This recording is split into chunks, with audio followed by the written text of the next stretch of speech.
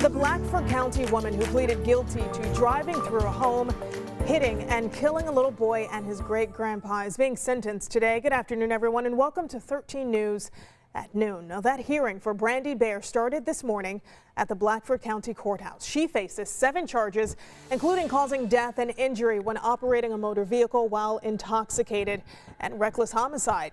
The 46-year-old pled guilty to causing the June crash. Court documents say that Baer was driving under the influence when she drove her car through the Montpelier home, injuring several people and killing Jerry Jake Michael and his great-grandson, 5-year-old Jensen Reynolds. Now, we are monitoring the hearing and we'll have the latest on the sentencing as soon as it comes down.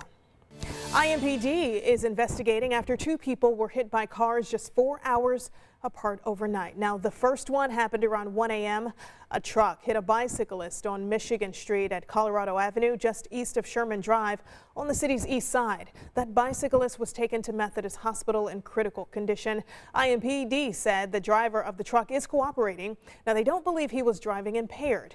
Then, just before 4 a.m., police tell us a pedestrian was hit on the ramp from southbound 465 to westbound I-70 near the airport. Several lanes of traffic were blocked while police investigated. Now, we are still waiting to hear back from state police on the victim's condition. A special judge will now take on the Delphi murders case after the Carroll County judge recused himself.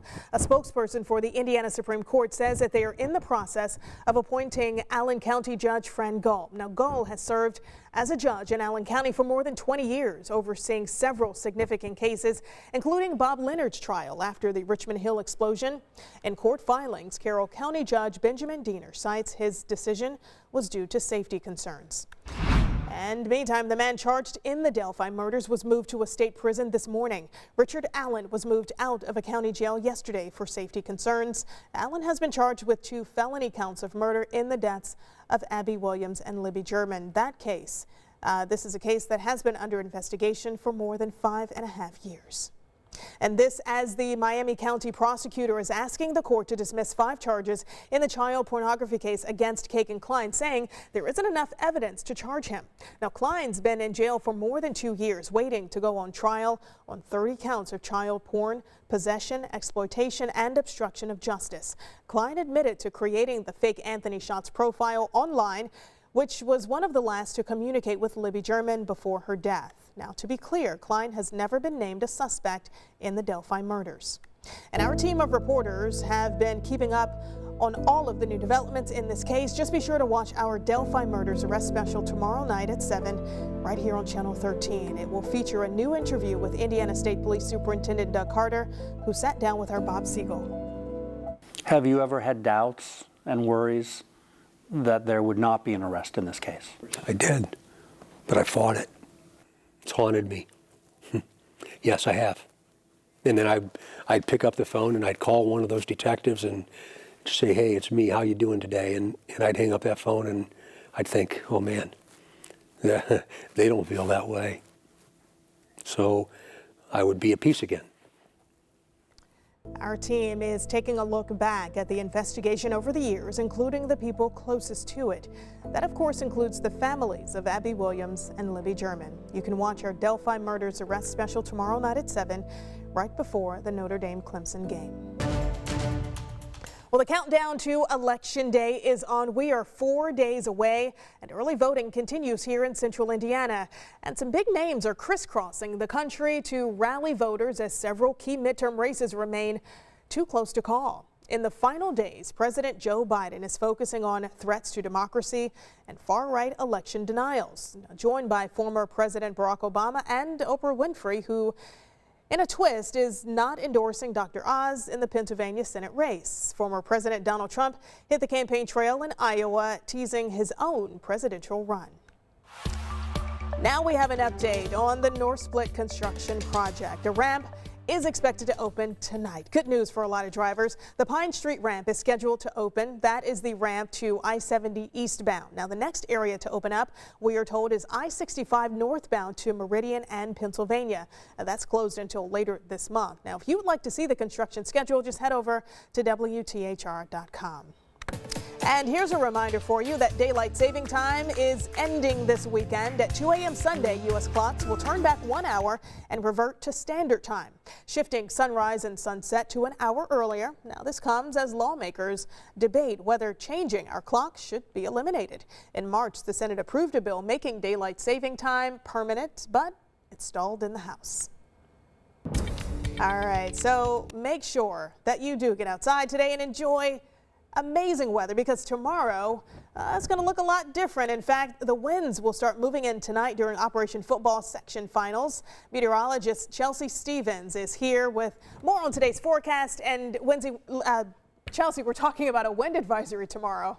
Yes, we are. Even today, we're going to see wind gusts between 25 and 30 miles per hour, but they're going to be even stronger tomorrow, close to 45 miles per hour. So that's why that wind advisory will be going in effect for tomorrow. And that's all out ahead. And due to the storm system out to our west, you can see the rain and the thunderstorms stretching from Illinois and all the way down to Kansas. Now, we are seeing a few isolated showers impact northwest Indiana. Near Lafayette has one or two showers earlier this morning, but now most of that has now pushed farther to the north. And as we look at our cameras across central Indiana, we have a lot of sunshine for the most part. Some of those high level clouds filtering that sunshine, but allowing those temperatures to warm on up.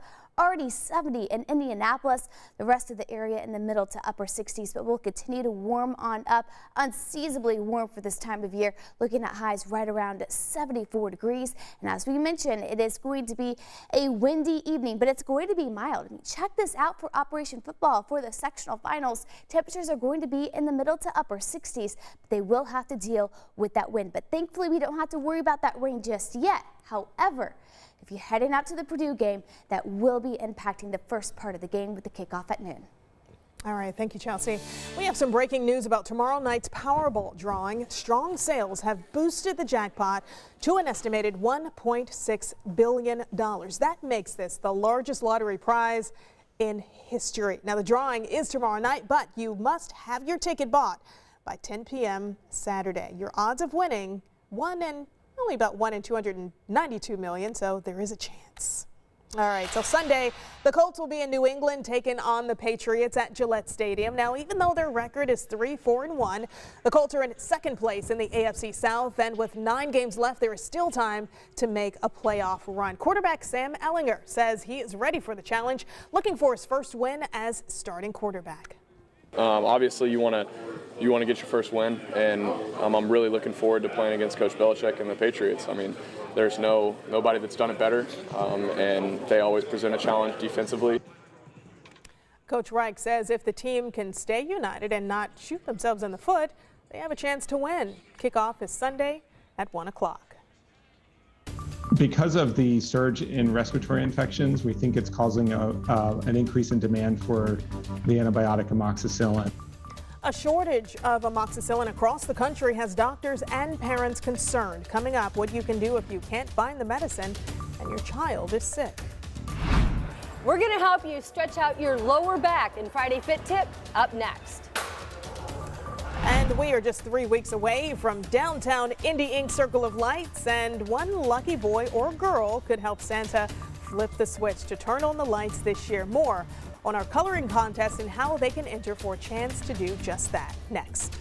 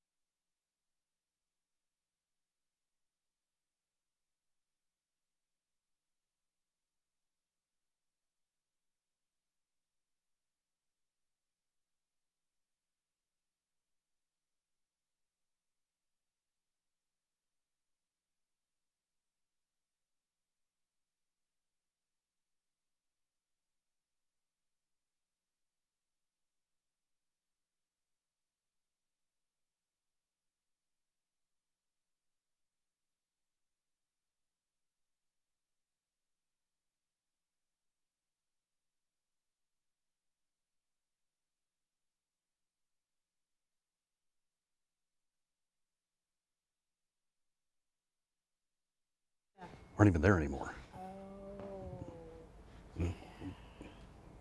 Yeah. Wow. That's interesting. Can I get a mic check from you? Just give me a count to 10. 1, 2, 3, 4, 5, 6, 7, 8.